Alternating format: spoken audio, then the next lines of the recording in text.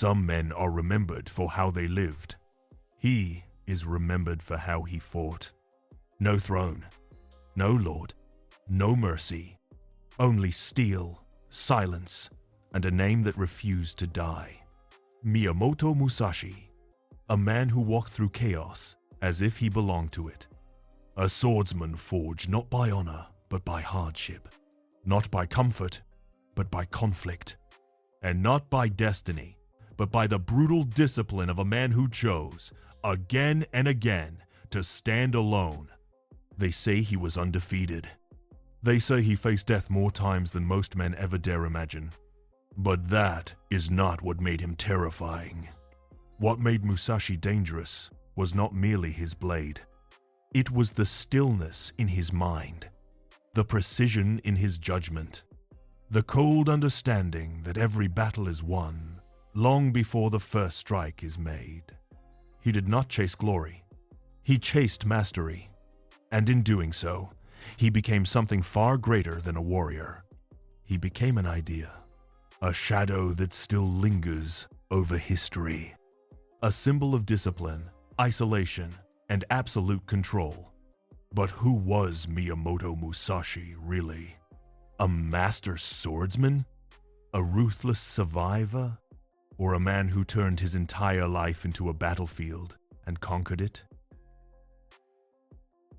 Before Miyamoto Musashi became a legend, he was simply a child born into one of the most violent periods in Japanese history. This was not an age of peace. It was not an age of comfort. It was an age where power was seized by force, where loyalty could shift like smoke, and where death was never far from any man's shoulder. Japan was emerging from the chaos of civil war, and in such a world, survival demanded more than courage. It demanded awareness, adaptability, and a willingness to face hardship without flinching. It was in this unforgiving landscape that Musashi first opened his eyes. The details of his early life remain wrapped in uncertainty, and perhaps that is fitting. Men like Musashi are rarely born into clarity. Their stories are stitched together from fragments, rumors, and the shadows left behind by those who survive long enough to become myth. What we do know is that he was born in the late 16th century, and from an early age, he seems to have been shaped by conflict rather than comfort, by discipline rather than affection, by struggle rather than security. And that matters, because Musashi did not emerge from the world of polished courts or sheltered nobility. He did not rise through inherited privilege. He was not the product of luxury, refinement, or status. He came from a harsher place, the kind of place that strips a person down to instinct and will. The kind of place that forces a young man to learn very quickly that the world does not reward weakness, hesitation, or illusion. While others may have been trained to serve a master, Musashi would come to embody something far more dangerous, a man who answered only to his own discipline. That is one of the first things that separates him from the romantic image many people have of the samurai. When people hear that word, they often imagine elegance, noble codes, ceremonial armor, and unwavering loyalty to a lord. But Musashi stands apart from that image. He moved through life more like a blade without a sheath, untethered, solitary, and impossible to fully control. He was a ronin, a masterless warrior, and there is something deeply unsettling about a man who belongs to no one. Because a man with no master also has no script. He cannot rely on status. He cannot hide behind a banner. He cannot borrow meaning from another man's cause. Everything becomes personal. Every fight is his own. Every decision is his own. Every mistake is paid for in full. And perhaps that is why Musashi continues to fascinate people centuries later, not simply because he fought, but because he stood alone in a world that punished isolation. Most men seek protection in systems, in families, in institutions, in belonging. Musashi seems to have walked in the opposite direction. He embraced the road, the uncertainty, the silence. He chose the life of a man who would be tested again and again, with no promise that anyone would remember him if he failed. But they did remember him, and they remembered him because he did not move through the world like an ordinary swordsman. He built his name through duels, brutal, intimate contests, where there is nowhere to hide and no crowd to save you when the moment turns. In that kind of encounter, titles mean nothing. Reputation means nothing. What remains is nerve, timing, distance, instinct, and the terrifying ability to stay calm while another man tries to end your life. Musashi was not merely good at this. He was built for it. Yet even that is not enough to explain why his name survived when so many others vanished into the dust of history. Japan has known countless warriors, countless killers, countless men who wielded steel with terrifying skill. Most of them are forgotten. Musashi is not. Why? Because he represented more than victory. He represented control. Not the loud, theatrical kind. Not the kind that needs applause. But the colder, deeper form of control. The ability to command oneself in the middle of danger. To read the rhythm of a fight. To sense weakness before it reveals itself. To act not from panic, but from clarity. He gave the impression of a man who was not simply reacting to the chaos around him, but studying it, absorbing it, and bending it to his advantage. That is where the legend begins to change shape.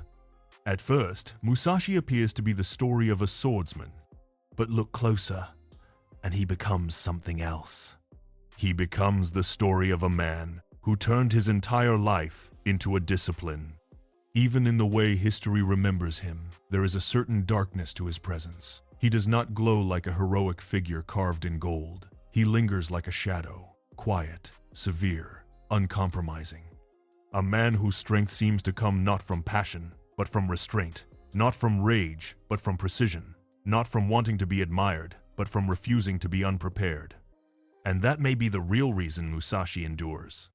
Because beneath the legend, beneath the duels, beneath the sword itself, people recognize something timeless in him. The image of a human being who stripped away distraction and dedicated himself entirely to mastery. Not comfort, not fame, not approval, mastery. In a noisy world, that kind of figure feels almost unreal. But Musashi was real enough to leave a scar on history. And the deeper you look into his life, the clearer it becomes that his greatest weapon was never just the blade in his hand. It was the man he forged around it. By now, the image is already beginning to take shape. A lone swordsman, masterless, uncompromising. A man moving through a violent age with nothing but skill, discipline, and the will to survive. But if Musashi were only a talented fighter, history would not remember him the way it does. Japan had many warriors, many killers, many men who could draw steel faster than others could think. That alone does not create a legend.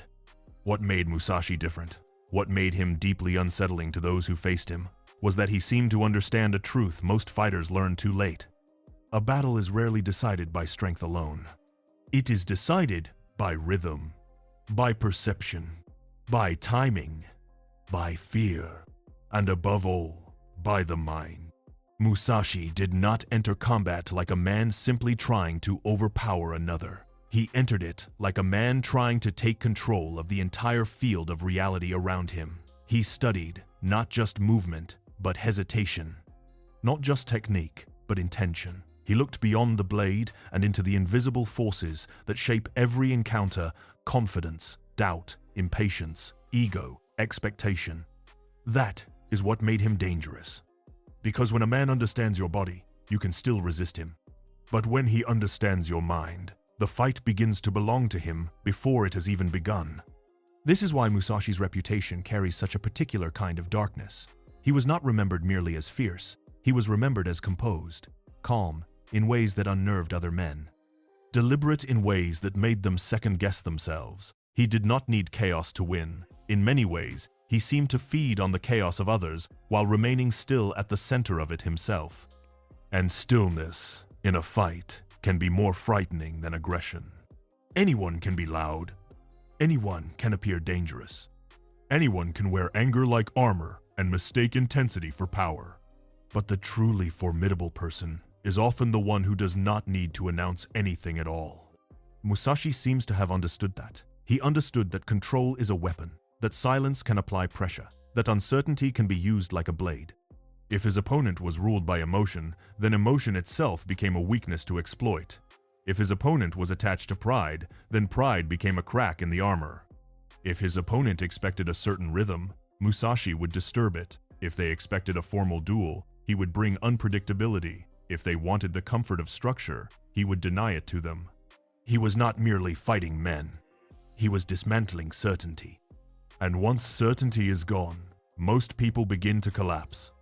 That is something modern audiences still recognize, even if they have never picked up a sword, because life itself often works this way. The person who dominates a room is not always the loudest. The person who wins is not always the one who appears strongest on the surface. More often, it is the one who remains clear while others become reactive, the one who sees patterns while others see only pressure, the one who does not panic when the atmosphere changes. Musashi appears to have built his entire approach around that principle. He did not worship technique for its own sake. He did not treat combat as performance. He did not romanticize the duel. He treated conflict as reality. And reality, to Musashi, demanded honesty. That is part of what makes his philosophy so sharp. There is very little softness in it, very little illusion. He does not seem interested in how a fight should look, only in what it is. He strips combat down to its essentials: distance, intention, timing, adaptability. What matters is not whether something appears elegant, but whether it works. Not whether it earns admiration, but whether it reveals truth. This is the mark of a strategist, not just a swordsman. Because a swordsman may train the hand. A strategist trains perception, and perception changes everything. When you can read tempo, you stop chasing movement. When you understand fear, you stop being ruled by appearances. When you understand people, you stop mistaking their confidence for stability. Musashi seems to have grasped all of this with unusual depth. He recognized that every opponent carries invisible habits into battle. Every person has assumptions. Every person has emotional patterns. Every person wants the world to move in a way that makes them feel in control. The moment that pattern is broken, the mask slips. That was where Musashi excelled. He entered the fracture point. The moment where confidence wavers. The instant when thought becomes hesitation. The second before, a decision hardens into failure.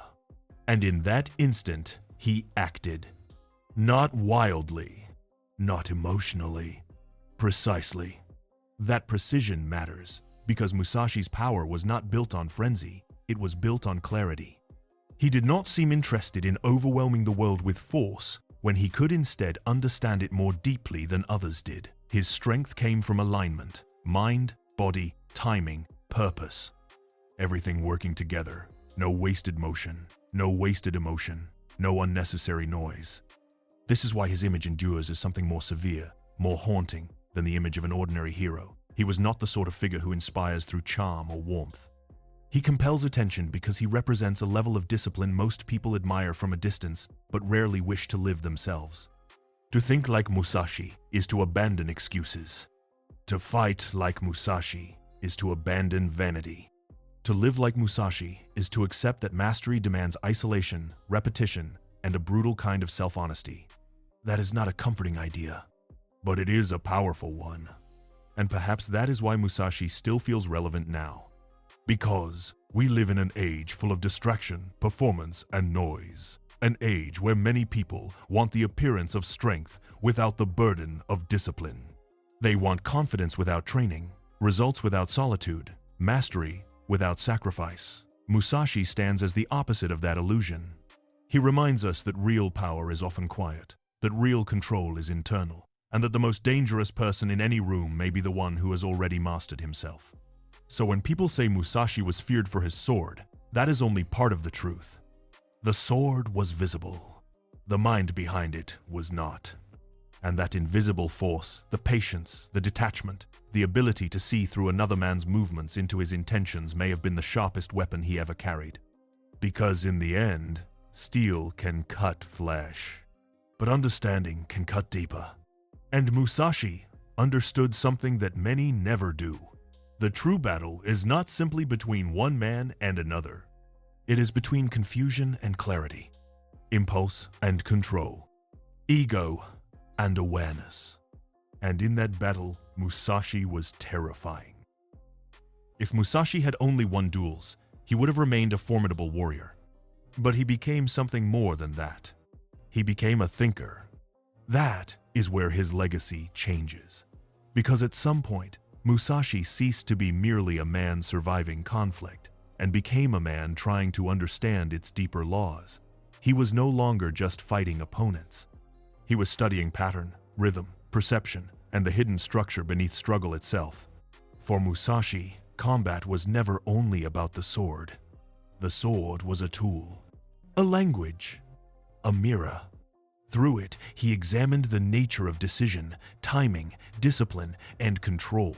Every clash became more than a contest of force. It became a way of seeing, a way of stripping away illusion until only truth remained. And truth, to Musashi, was never gentle. It did not care about pride. It did not reward appearances. It did not bend for emotion. What mattered was whether you could see clearly, act decisively, and remain composed when everything around you was unstable. In that sense, combat was not separate from life. It was life intensified, stripped bare, reduced to its purest form. That is why Musashi's ideas still resonate centuries later. Because beneath the armor, beneath the jewels, beneath the myth, he was asking questions that reach far beyond violence. How does a person remain steady under pressure? How do you respond when the world becomes unpredictable? How do you train yourself not merely to react, but to perceive? Not merely to survive, but to understand? These are not just martial questions. They are human ones. This is the spirit that would later find its fullest expression in the Book of Five Rings. Not a manual of flashy techniques, not a celebration of brute strength, but a disciplined attempt to describe the principles beneath mastery. Musashi did not want to teach people how to copy movements. He wanted them to grasp the foundations that make right action possible. Because technique without understanding is fragile. A person may memorize forms, but collapse when reality shifts. They may perform beautifully, yet fail when faced with something unpredictable. Musashi seems to have understood that mastery does not come from clinging to fixed patterns. It comes from seeing deeply enough to adapt without losing balance. That idea sits at the center of his philosophy. Do not become trapped by one method. Do not confuse habit with truth. Do not worship form when form can be broken. Instead, study principles. Study rhythm. Study distance. Study the mind, especially your own. This is what lifts Musashi beyond the image of the warrior and into something closer to a philosopher of conflict. He recognized that the greatest enemy is often not the person in front of you, but the disorder within you. Panic, vanity, anger, hesitation, illusion. These are the forces that distort judgment and destroy precision. To master conflict, then, is first to master perception. And to master perception, you must master yourself. That is a far more severe lesson than simple courage. Because courage can be momentary. Discipline must be continuous. And Musashi's life seems to have been built upon that continuity, the relentless shaping of the self, again and again, until action and awareness became inseparable, not strength without thought. Not thought without action, but both, refined into one. This is why Musashi still feels larger than history. He was not only asking how to defeat an opponent, he was asking how a human being should train the mind, sharpen awareness, and move through uncertainty without surrendering to it. In that sense, his sword was never the center of the story. It was simply the instrument through which he discovered something greater. That the deepest battles are not won by force alone, but by clarity, discipline, and the ability to remain true under pressure. And that is the moment Miyamoto Musashi stops being just a swordsman and becomes a philosophy. What makes Miyamoto Musashi so compelling is not simply that he belonged to the past. It is that he does not stay there. Centuries have passed since he walked the earth, and yet his presence still feels strangely modern. Not because we live by the sword, but because we still live by struggle. The weapons have changed. The battlefields have changed. The language of conflict has changed. But the inner demands of survival, discipline, focus, and self-command remain exactly where they have always been. That is why Musashi endures. He speaks to something people still hunger for, even now. In an age of noise, he represents silence. In an age of performance, he represents substance. In an age obsessed with appearance, he represents mastery. Modern life may not ask most people to stand in a duel at sunrise, but it does ask them to face uncertainty, competition, distraction, pressure, and the constant temptation to lose themselves in what is shallow. People are still tested every day, not always by violence, but by confusion, by speed, by comparison, by fear of falling behind, by the exhausting demand to appear strong even when they feel fractured within. And this is where Musashi becomes more than a historical figure.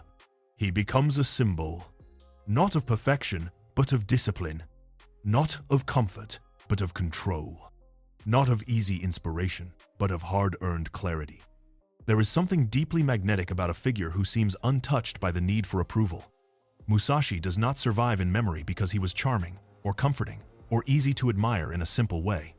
He survives because he reflects a rarer ideal, the individual who strips away distraction and commits fully to mastery, even at the cost of isolation. That idea still carries enormous weight.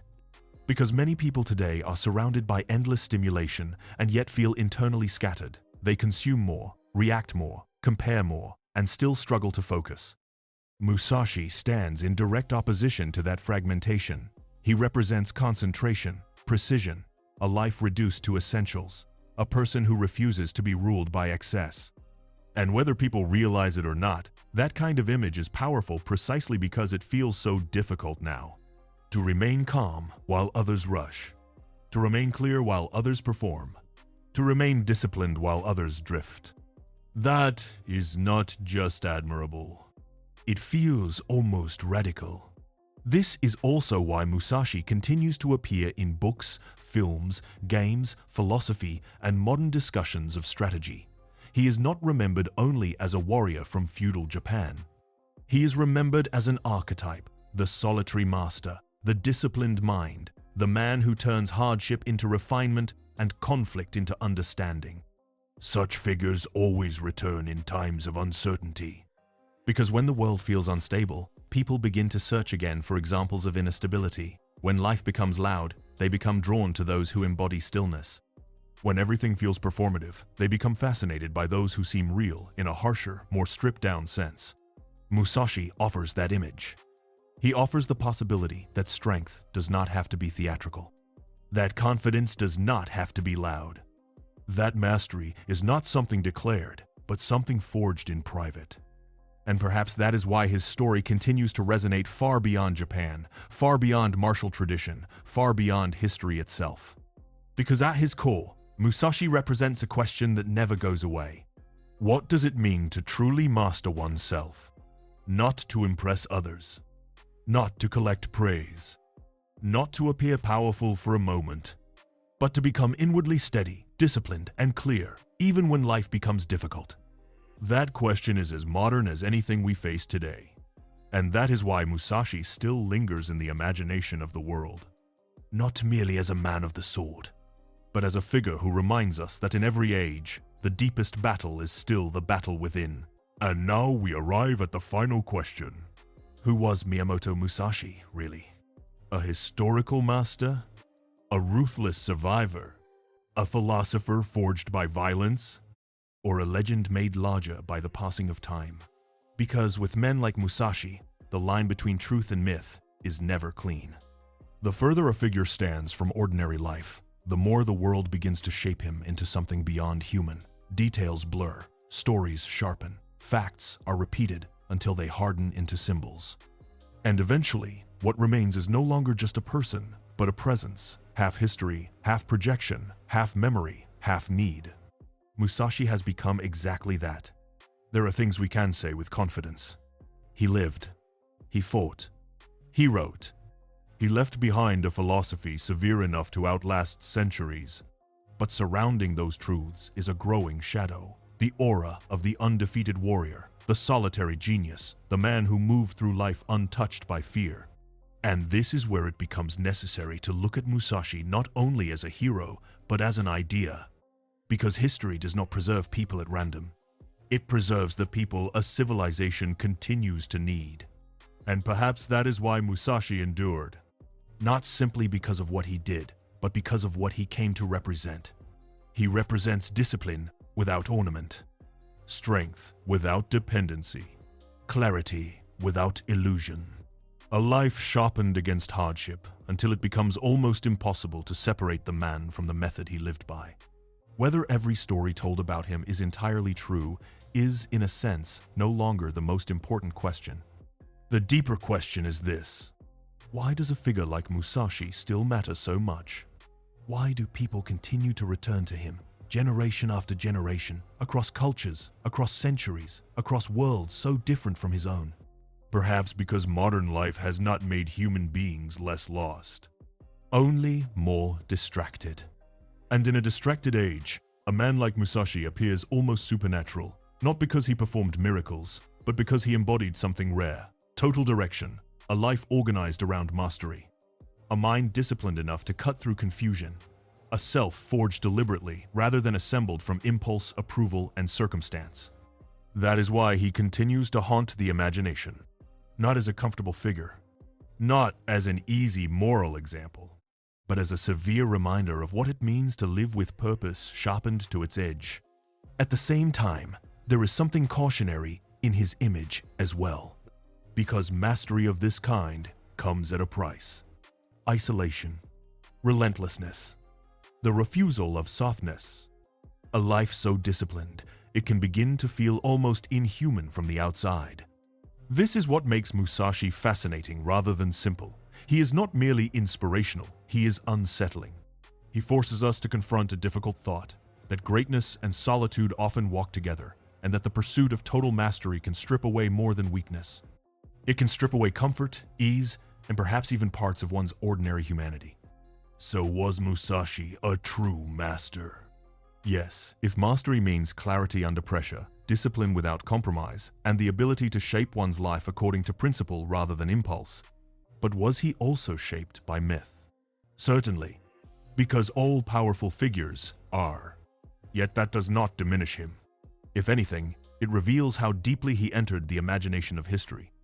Musashi survived not only because he wielded a sword well, but because he gave form to an ancient human desire, the desire to become unshaken, to stand in the center of chaos and remain still, to move through conflict without being owned by it, to turn pain into method, solitude into strength, and life itself into a discipline. That is why his story still echoes. Not because he was perfect, not because every tale is certain, but because somewhere between the man and the myth, Musashi became a mirror for ambition, a mirror for discipline, a mirror for the part of every person that wonders what they might become if they stopped running from difficulty and began to shape themselves with absolute intention. And perhaps that is the final truth about Miyamoto Musashi. He was not remembered simply because he fought. He was remembered because he became a symbol of what human will can look like when it is sharpened, tested, and taken to its furthest edge. Not merely a swordsman, not merely a legend, but a question that history still asks us. What could you become if you truly mastered yourself? Miyamoto Musashi did not leave behind comfort. He left behind a challenge to look at life without illusion, to sharpen the mind, to master the self, and to ask with complete honesty whether we are truly in control of who we are becoming. If this story stayed with you, then perhaps some part of Musashi still speaks to the world now. So tell me in the comments, was Musashi a warrior, or something far more dangerous, a man who mastered himself? And if you want to explore more stories like this, stories of discipline, power, philosophy, and the figures who shaped history through sheer force of mind, subscribe and step deeper into the silence. because some legends do not fade. They wait. Thanks for watching.